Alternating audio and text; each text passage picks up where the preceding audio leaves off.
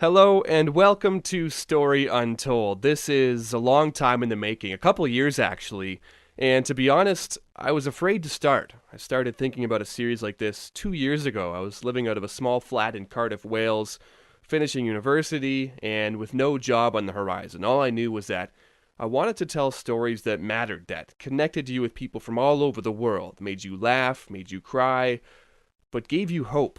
I put it off for 2 years, telling myself the timing wasn't right or that it wouldn't work, but every now and then you need a shot in the arm, and my first guest gave me that. This podcast is about one thing, plain and simple: ordinary people with extraordinary lives. There is so much good out there, so many stories waiting to be told, and it's my plan to tell them. This week, I'm starting things off with Eileen Zheng. Eileen is a living kidney donor in Vancouver.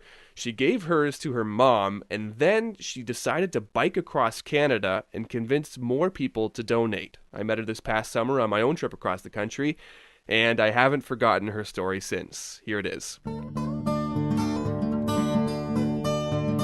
We met this past summer when you were riding across Canada by yourself, That's right. and you were doing it after giving away one of your kidneys. That's the quickest intro I can think of you. How did that all start for you, if you could take it back to the beginning? Wow, from the beginning. Well, my mom was diagnosed about a decade ago. No, it's over a decade ago now. She was diagnosed with polycystic kidney disease. And what that meant was that her kidneys were failing.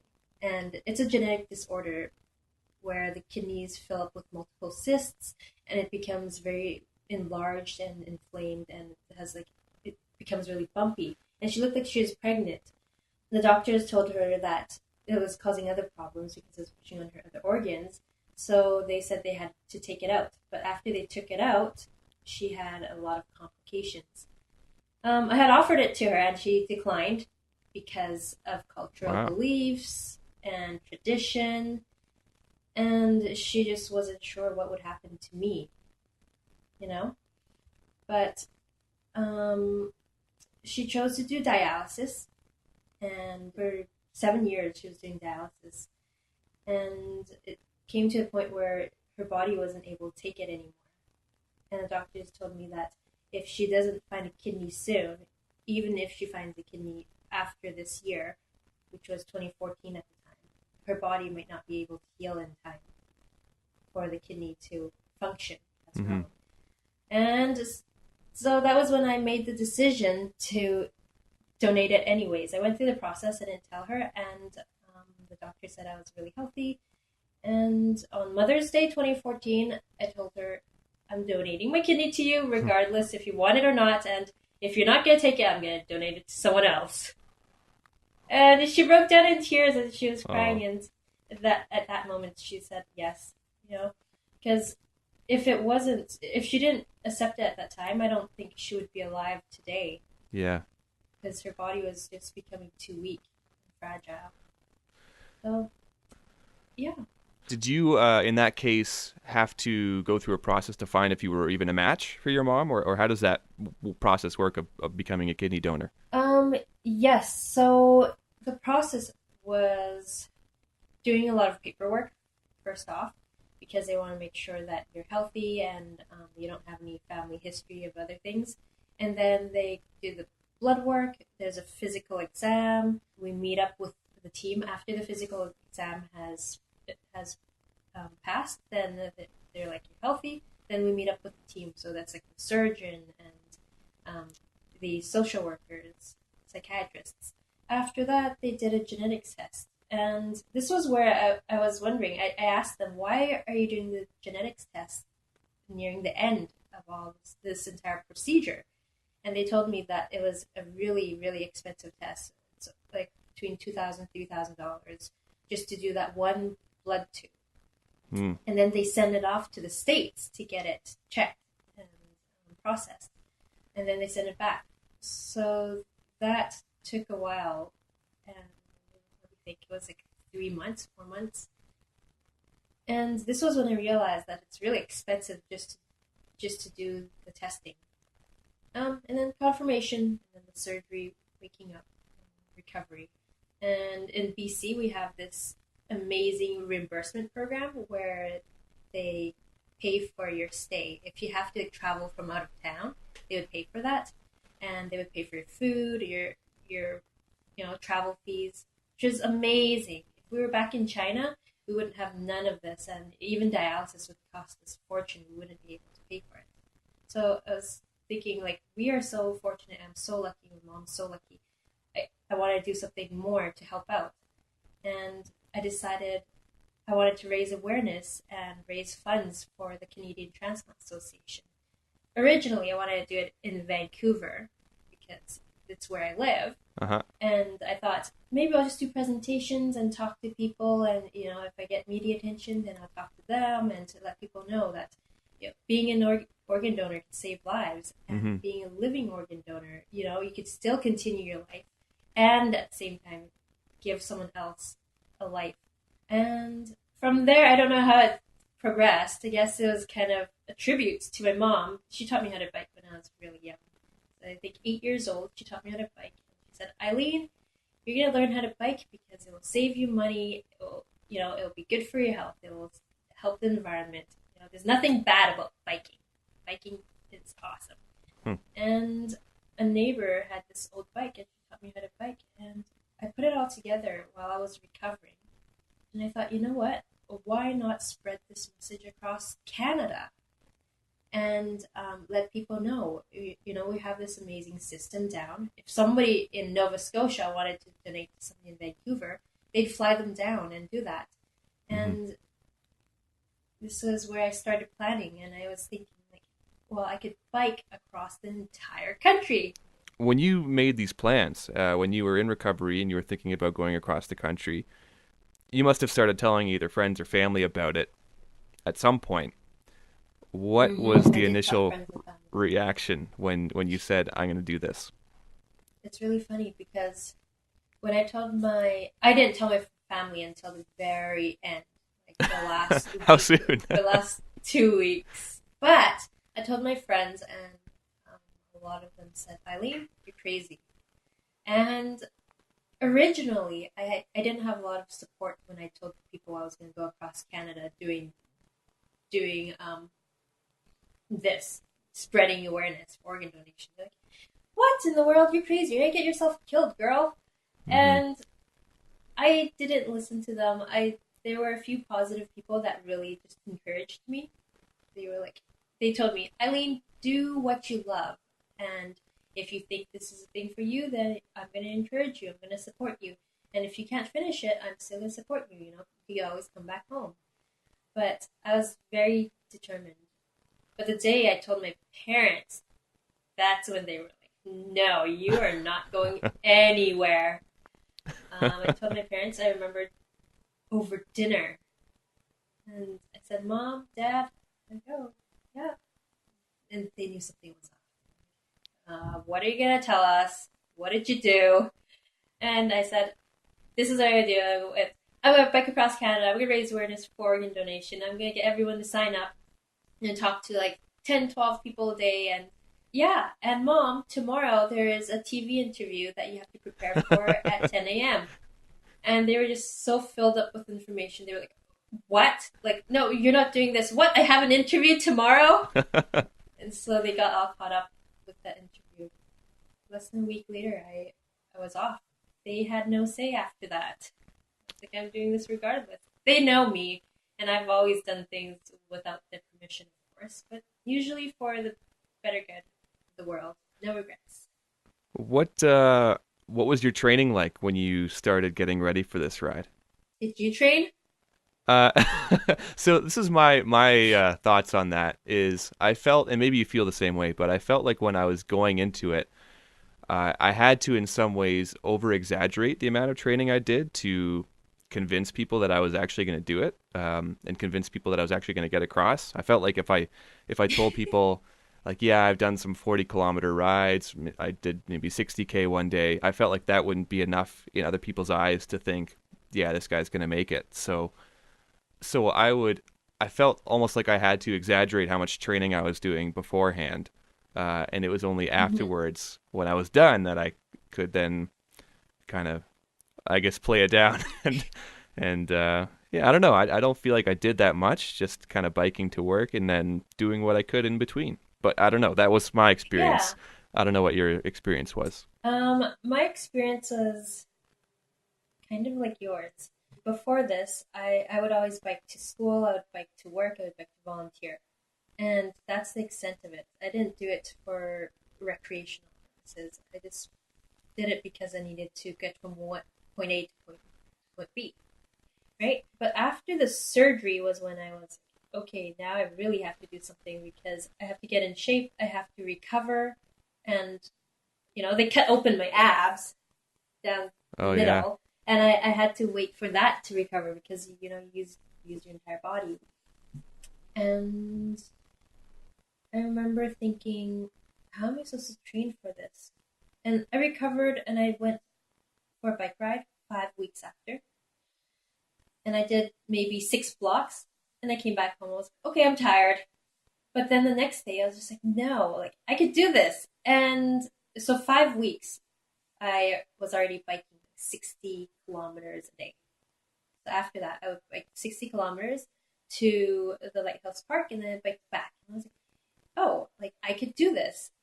And and then I signed up for a fundraiser, and it was 120 kilometers to Harrison Hot Spring. I did this because it would be motivation for me to cycle and practice Hmm. and get better at it. And I did that, and it wasn't too bad. I didn't do much training outside of that, but I did do another bike tour, the first ever bike tour for 2 weeks around the islands, the Gulf Islands and Vancouver Island. And I thought, you know what? I'm ready. Uh That's it. I didn't realize how much planning would be involved, but huh. it, I did it anyways. And eventually, when people heard about the story, it started spreading, and I got support from the MLAs, MPs. So many people came out that supported me. They would contact me and give me lots of information, and so I went off on the ride. I think May 16th. What was that day like? Wow, that day was overwhelming because I didn't realize so many people were going to come out to cheer me on. And there were several different media stations. The MLAs, MPs, they were all gathered around me asking questions. And that was when I had a taste of probably what a celebrity would feel like, in quotes. Uh huh. I didn't know if I liked it, but I was thinking it's kind of intimidating. It's scary when you have cameras and people with cameras in your face and people in your face just asking questions. I kind of just want to leave. But it was really nice. They were super supportive, and it prepared me for the rest of my interviews. Hmm. So I knew what to expect and how to go about it. And I went to dip the wheel in the water. One of the MLAs came with came with me, and it was great. I really liked it. What was the setup like where you dipped the wheel in the water? Was it a beach or was it like a dock or it's like a Yeah, it was a paved? beach. Okay, so you It were going was through sand. Yeah. We basically had to carry our bikes to the water. Yeah, It was painful. because that was one of my. Well, I don't regret doing it, but also I did the same thing where you dip the tire in the sand, but then your bike is loaded down with all that weight on it already, and you're Hmm. dragging it back through the sand, and now you have Yeah. sand all through your gears and your chain And and rims. And, a yeah. big mess. Um, yeah, people don't realize that, I think, ahead of time, but No, they all don't. for the moment of actually doing it. Okay, what was going through your head though as you were dipping the tire in the water and getting ready to set off? It was really surreal. Like, I departed from the Parliament building in Victoria. Yeah. I knew I was doing it, but I almost couldn't believe it. And I didn't know what was going to happen next. So many thoughts were racing through my head. There's this entire nation that's kind of waiting now. They're like waiting for me to finish, and they're counting on me to finish. Like I knew I wasn't gonna quit, and I was just hoping that nothing bad would happen. And I was very lucky. The only thing I really had was Achilles tendonitis, and I just rested for a couple of days. Hmm. But I didn't have any bad accidents or anything. Yeah, it Yeah, was a very surreal moment.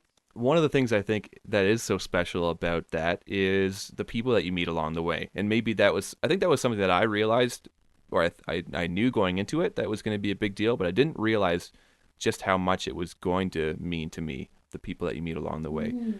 When you think about your ride, who are the people that come to mind, the experiences that you had of people hosting you along the way?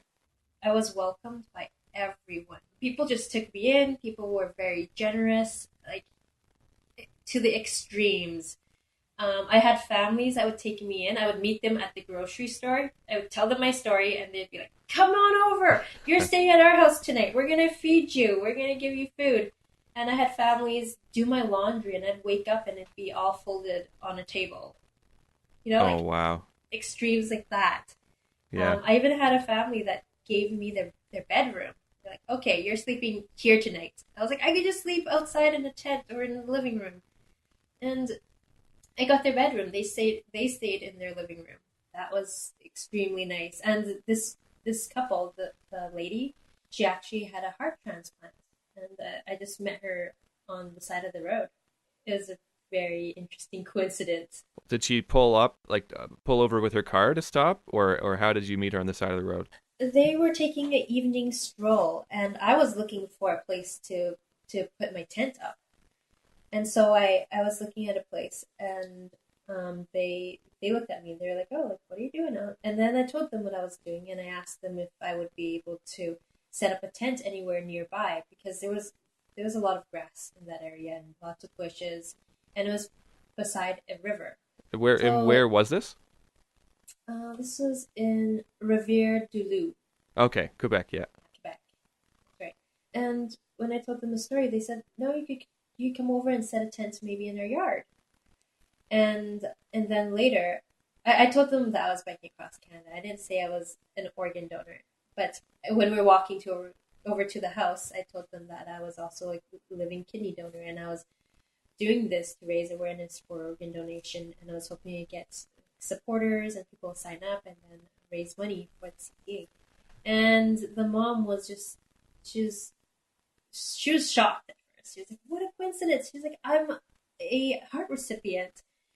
And she talked to the husband, and they were like, "Oh, you are gonna be treated like a queen." And I had like the biggest dinner that night. Even though they finished dinner, they went out and they like turned on the barbecue and made me food. And the next morning, they made me a huge breakfast, and the family came out to see me leave, and they even wrote an article about me afterwards. So that was Wow. very very nice.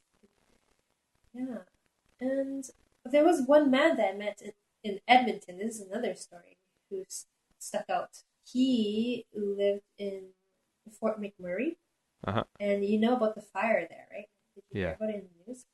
Yeah, so a lot of people lost their homes and their belongings. And he was one of them.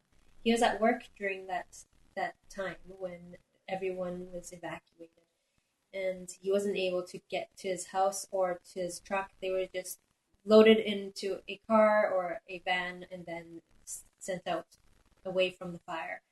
And so he lost everything. And he was speaking about his loss at a bus stop, and he asked me, he's like, "Oh, well, like, what are you doing?" And I told him what I was doing. And right away, he actually took out his wallet and he went through it, and I just saw like lots of old receipts and stuff.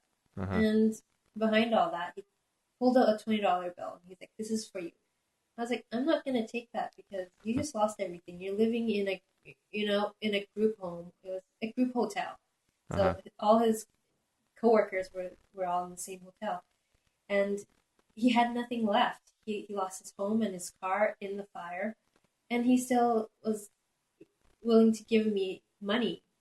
Yeah. You know, this is the kind of kindness that you don't see all the time, but it's out there. And yeah, I said, "I'm not taking it," and he gave it to me anyways. We pushed back and forth for a while, and he said, "You're taking it because this is what I want to support, and it'll make me feel good, and all these things."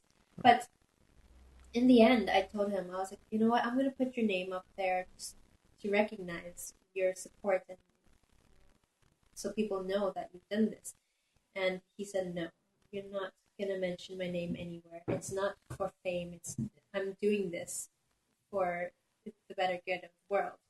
So I didn't mention him. He just wanted to do that. So I am gonna remember this forever. I still have his contact. Oh, amazing. Yeah. Yeah, yeah, things like that. It's amazing the kindness that people will offer to you in times when you need it, and even times when you don't need it. But just Mm-hmm. that's pretty amazing. But I don't know how much money you spent across the entire country just for like food, accommodation, travel. I think I got by pretty well. I would say it was probably I kept it under. I think I would say I kept it under $3,000 for the trip. Now I don't remember if that Yeah. included the flights or not, because it was Mm-hmm. probably 500, $600 just to fly like from Yeah. Ontario out to Vancouver and then from St. John's back to Toronto again. But the rest of it, something, yeah, I don't think it was that bad because I didn't spend too much on accommodations. It was pretty much just food. I don't know. Do you have a tally of what you ended up spending to get across? Yeah, I do. I made an entire tally, like, and anything I paid for, any money that came in, any donations, like, I made a tally of everything. And in the end, I fundraised about $17,000, but Wow. I used less than 3,000 for sure for the ferry rides, the food, the Yeah. accommodation, extra bike parts if I needed it, and the airfare included. Yeah. Yeah. And the reason why it was so like inexpensive is because the airfare, somebody gave me their air miles. Oh wow. So I didn't have to fly like I didn't have to pay for my flight. And I also flew from Fredericton to Toronto during the transplant games. And that was also donated to me. So I didn't have to pay for that. I parked my Wow. bike in Fredericton, flew to Toronto to volunteer for a week, and then I flew back. Okay, and we haven't even talked about the transplant games. Nope. What was that experience like? The transplant games, it was amazing. There were so many people out there from, I thought it would just be from nationwide, but it's all over the world. And people were they were all like recipients, donor families, living donors, um, and they all participated or they were all just there to support. So it's kind of like a mini Olympics. Uh huh. It was so great to see all the people out there, and it's a really this is the living proof that you could be a donor or you could be the recipient, and you could still live a fulfilling like active lifestyle. Yeah. Back to the ride. You've mentioned some of the memorable people that you met along the way. What about places you stayed? What's the weirdest place that you stayed along the way? Um, I stayed in a lot of ghost towns, Uh so huh. where there like everything looks abandoned and there would be no people. And there's one place that I stayed. I think it was in Saskatchewan somewhere. And I thought it was abandoned. It looked abandoned. So I went in there and then I just set up my tent somewhere on the grass. A guy came out from a truck, like a really big truck. Uh huh. And I startled him because he usually doesn't see people, there at all. But I set up my tent there, and there were a lot of ticks. Oh no. I ended up being in a ghost town of 11 people. So the 11 people did reside in this town. And they all found out real quick where what I was doing, where I came from. This Asian girl. They don't see very many people there. So they all came out in the morning and they fed me and they gave me lots of food. And this is not a weird story, but I don't have very many weird stories. It's just kind people from everywhere. They came out to my tent. And I was like, oh, there's this girl, and I could hear people speaking outside my tent. And I would open it up. And like, hi. Oh, we've got donuts for you. I'm like, oh, great, thanks. He's like, here's a coffee. Do you want to come in? Do you need a shower? Do you need anything? Yeah, that was really nice. And speaking of places that have nice people, Yorkton, Saskatchewan. I was in the city and I couldn't find a place to stay because it's really hard in the city unless you have your own showers. Yeah. Um, but I went to a fire department and I asked them if I could set my tent in that grass area on the side. But they took me in for the night. They gave me an entire dorm. There was warm showers. I could use their fridge and their stove. They even gave me a ride the next day. They were like, "Okay, so what are you gonna be doing the next day?" I said, I have an interview at this place, and I have an interview there." And they were like, "All right." Next morning, I woke up. They're like, "Are you ready? It's 10 o'clock." What? Like, we're driving you. I was like, "What do you mean?" And they're like, "Just come with us." And so I got escorted with, chauffeured by four firemen and two fire trucks to my interview, and then to lunch, and then to my next interview. Oh, So wow. that was, I felt like a super princess. It was treated like royalty there. Yeah, and I even got to go on the ladder. They brought me up like 100 feet in the air and they spun me around. It was fantastic. Whoa. So much fun. What was the food?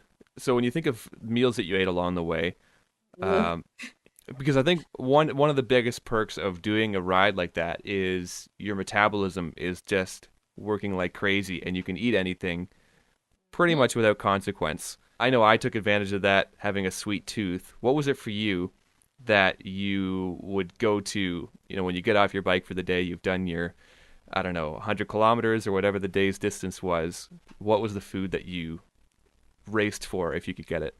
It would be ice cream bars, ice cream sandwiches, ice cream bars, ice cream cones. I didn't care. As long as it was ice cream, I would eat it. And often I would end up buying like a box of six, maybe, ice cream sandwiches. And I would sit outside the marketplace or the grocery store and I would just eat it there. Sit there and I could just eat it and no problem. And I finish and I bike to my place where I'm going to set up my tent or where I'm going to sleep for the night. Yeah, I had so many ice cream bars. It was fantastic. And I still lost weight. Yeah, it's a good couple of months when you're doing that ride. You feel like you can just eat anything. For me, it was, and it's weird because I could never eat them in the regular course of my life, but it was powdered donuts. I would just Oh, like devour powdered, like those little sugary, like powdered sugar donuts. yeah. Went nuts Yeah. for them. Oh, man. So many things. I bought a cheesecake and I just sat there eating it until I got sick. Like, it was so good. I wish I could do that now, but Yeah, I wish so too. What was your favorite province to ride through? I would say Nova Scotia, but it was probably the toughest province. Well, second toughest. I thought the prairies was pretty tough Hmm. because of the headwinds. But Nova Scotia was beautiful. It had everything. There were like rolling hills, mountains, the ocean, and lots of greens. People don't talk about Nova Scotia enough. I wonder why people don't go there because Hmm. it's so beautiful and it's magnificent. The people there are so nice too. I went back there. I used to volunteer in Nova Scotia with my host family, and they took me back again when they found out I was crossing, and they brought me up to eat, and they brought me up for whale watching. Oh So wow. lots and lots of whales. But they've got everything there. What about your least favorite province to bike through? I wouldn't say there was much of a least favorite, but I just didn't like the headwind. Um, In I the didn't prairies. like I didn't like the headwind in the prairies. I didn't like the small shoulder in Ontario. I didn't Yeah. like ticks that they were just scattered all over. Yeah, did you have any tick bites? No, I was very probably to the point of almost being paranoid about avoiding ticks because Yeah, just the possibility of Lyme disease. I don't even want to get close to having any kind of right. possibility of that happening. So I would check for ticks like constantly. But I don't think I was ever really in long grass like that either. Right. I mean, I didn't even really camp that much. So Hmm. I was. a little bit better off in that sense. I ended up only camping about 1 month. Wow. That's Yeah. pretty good, Yeah, it is pretty right? good. But bugs, definitely Northern Ontario was a big one for me for that, and in the shoulder. Yeah. And Manitoba too, because there was no shoulder in Manitoba. You're just on the road with the cars. At least where I was riding. Maybe we did different stretches Mm-hmm. of Manitoba. I didn't do the Trans Canada pretty much at all I in definitely Manitoba. want to I go went somewhere else. off to Yeah. other areas, but was not so much fun riding. Beautiful, some beautiful places along the way, but the riding was scary. So Yeah, it yeah. is very scary. There were two trucks that passed me that had their stairs, the steps out. So I just forgot to push it back in.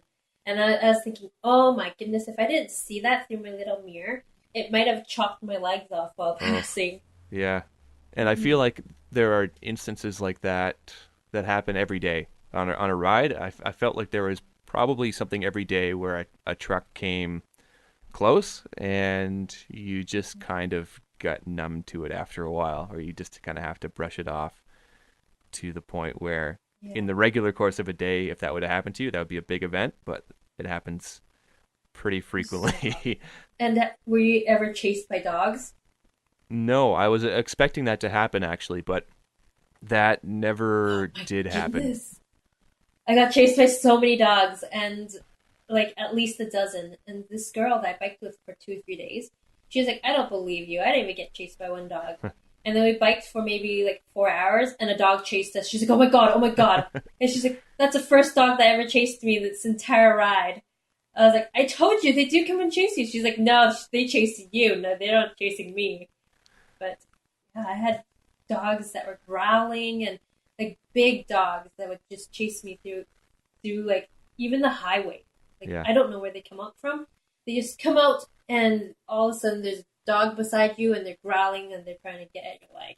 What My was friend was like, your tactic then? Do you go for the water bottle and squirt them, or do you just try and outpedal them? often, yeah, often I don't even have enough time to grab my water bottle. Um, I just tell them to sit. Like my reaction is say no or sit or go. And it's really funny because one time I said, no, sit. And the dog was just like super confused. It just sat there. It just sat down. And I just continued biking and I was looking back. I was like, what in the world? And I just stayed there. So I just continued biking. It looked like a big golden retriever. So scary. Okay, what was the Yeah.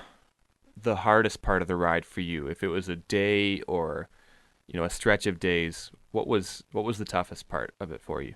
People don't warn me, it didn't warn me too much about the time changes or the extreme weathers. Hmm. They told me it'd be really hot, but I didn't expect it to be snow and hail and then later thunderstorms and then extreme heat. The worst day though, that's a bit harder. Oh, you know what? I would say the thunderstorms.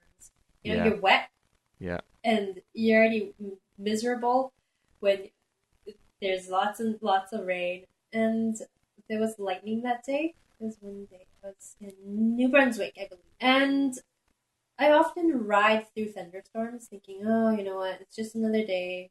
I'll just have everything. Also, that's okay. And what are the chances of getting hit by lightning? And I was thinking that. And then all of a sudden, the lightning struck a pole, like 4 poles in front of me. uh-huh. And it went zap, crackle, pop. Lots of light and it flashed, and then there was red. And I was like, all right, that was way too close for comfort. Started smoking at the top. And and I just decided I am gonna go to the nearest house and take some shelter. So I went to the nearest house, and this couple, they were watching out the window. Like, we were trying to yell at you to come in because of this crazy storm. And it ended up being a really good day because I stayed there for about 2 3 hours and I hung out with them and the sun came out.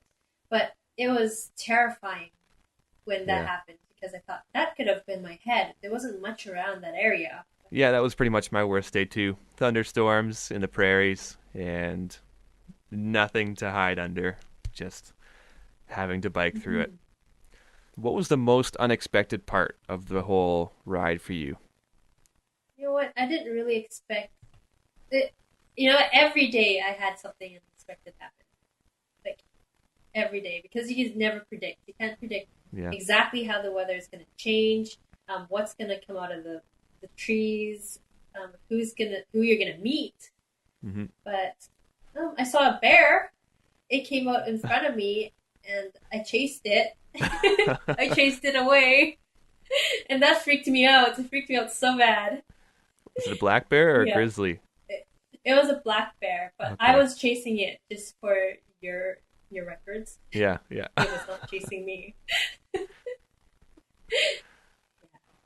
But terrifying. Oh my gosh, the bear probably wanted to eat me. I think it saw me and it was terrified. So yeah, and I didn't know what to turn back or what. Like the bear's not running towards me; it's running away from me. Did you end up weighing your panniers at any point during, I before or did. after? I weighed it before. I think before was 93 pounds with my bike. So I carried my bike onto the scale, Uh huh. 93 pounds. And then at the end, I think it was close to about 80 pounds. 82? After you realize the Yeah. stuff that you don't need anymore. Yeah. I did send home like two boxes of things. You sent home two Like, boxes. yeah, two like little boxes, like the size of a small panny. I sent home all the little pots and stoves. I was like, I'm not eating anything warm anymore. It's not worth it. It's not worth carrying it around for 10 hours just to have like a half an hour warm meal. What about when you finally arrive in St. John's? It's your last day. It's been 3.5 months, and you're finally getting into town. What was that day like?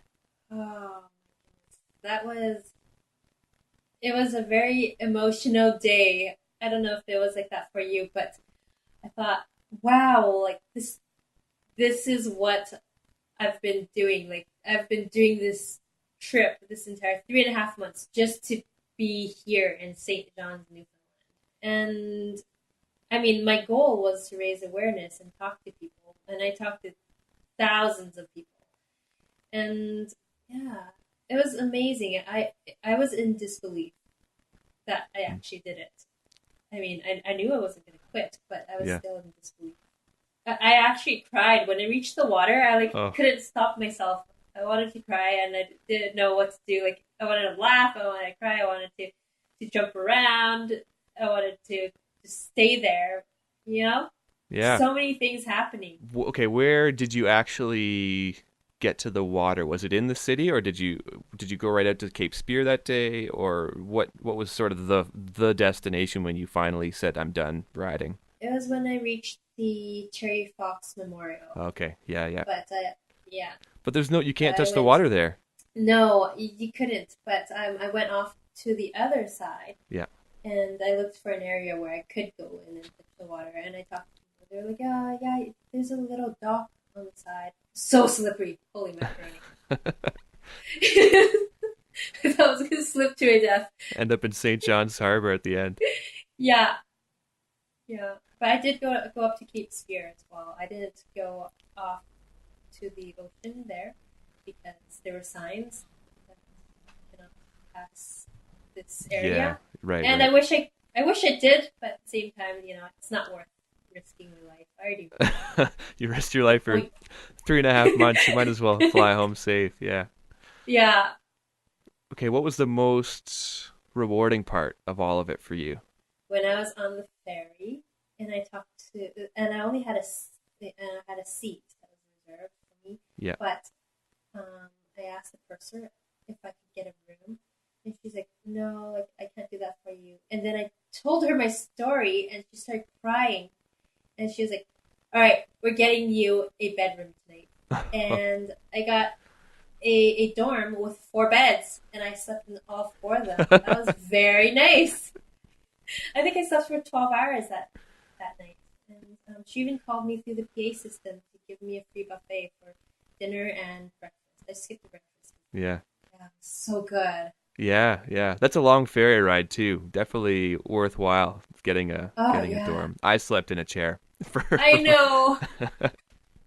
You poor thing, after Yeah. riding 3 months, two and a Yeah, half months, you're just like, I I don't just feel want too bad some for more myself coffee. after all the hotels and motels I got along the way, so it's probably fine. How do you think your relationship changed with your mom after the bike ride that you took, and giving a kidney to her, to have that kind of experience? I can't even describe in words. It's we've definitely become a lot closer. We hang out a lot more than we used to. But I think she finally trusts me, and that's very rewarding. It feels really good. Before she would not trust me to do things.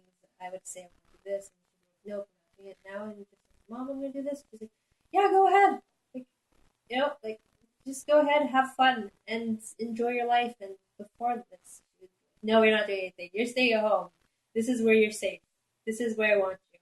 Very close, and same with my relatives. I've gotten very close to my relatives after this. I don't know how to explain it, but she's got a piece of me now. Yeah. Yeah, it's pretty rare or something like that. She's able to do all these things that she wasn't able to do before. I feel like she's got more energy than she had the entire 30 years she's been in Wow. This was such a big part of you doing this ride, all of it to encourage kidney donations, and just not just kidney donations, but organ donations. Do you have any idea of how many people along the way that you spoke to have become donors since speaking to them? Canada. Okay, so this man that I met in Minnedosa, I went into his office and I said, I need the washroom, I need the washroom bad. And he had no clue. He was just like, okay, okay, over there. And I went to the washroom, came out, and was like, thank you so much. And where are you from? Like, I've never seen you before. And I told him my story. And he was like, wow, I didn't know he could be a living organ donor. And I thanked him, and then I went off. And when I returned home to Vancouver, he emailed me. So he found me online and he emailed me. And he said, I've signed up to be a living kidney donor. Wow. And right then, I was just so happy. Like, I was overwhelmed with joy. I was like, wow, like I really changed someone's mind. So now, like, he's going through the process and he's thinking about donating to someone that he knows. Wow. Yeah. So, like, I don't have an actual count, but this is where it starts. You just have to start the conversation, and now let the people continue. You strike me as the kind of person that this mission hasn't ended when the ride was over. What are you focusing your efforts on now? What's the goal for you moving forward? I want to make organ donation and turn it into like a norm. I don't want it to be a foreign thing. So just starting this conversation, I wanted to spread the message further, and so it's gonna be. I think it's gonna be forever. I'm gonna do this forever. This has been awesome. Thanks so much for doing this. Yeah, you're very welcome.